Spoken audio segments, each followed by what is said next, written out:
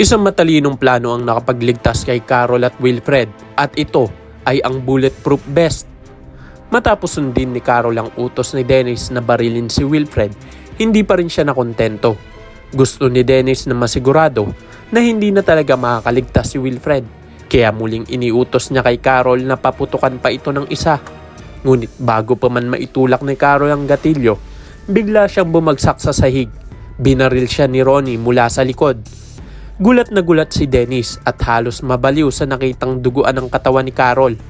Mabilis na lumapit si Ronnie at malamig na sinabi kay Dennis na sa sementeryo na lang daw niya dapat puntahan si Carol. Parang nawala ng saysay ang lahat kay Dennis. Wala na siyang ganang mabuhay. Sa sobrang galit at pagkasira ng isip, bigla niyang binaril si Tristan saka binuhat ang walang malay na si Leah. Sa kawalan ng pag-asa, nagpasya si Dennis na tapusin ang lahat. Binuhusan niya ng gasolina ang paligid at sinindihan ito. Dahilan para mabilis na kumalat ang apoy. Nagliliyab ang buong paligid at halos masunog na silang lahat. Ngunit sa kabutihang palad, dumating agad ang mga pulis sa eksena.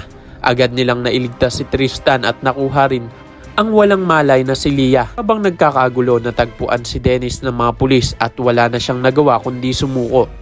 Habang inihahatid siya ng mga otoridad, napalingon si Dennis at nanlaki ang mga mata sa nakita.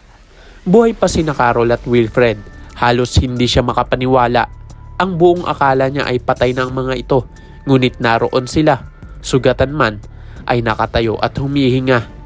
Lingid sa kanyang kaalaman na sa loob ng 2 oras na ibinigay niya kay Carol at Wilfred, bago isinagawa ang kondisyon ay nagamit iyon ni Tiago para magplano.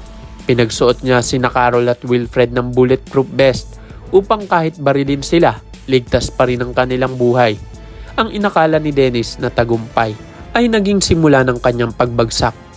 Sa huli, tuluyan ng mabubulok sa kulungan si Dennis. Lahat ng kasalanan niya mula sa pagpatay kay Joy, sa pari at kay Gian ay magkakaroon na ng hustisya.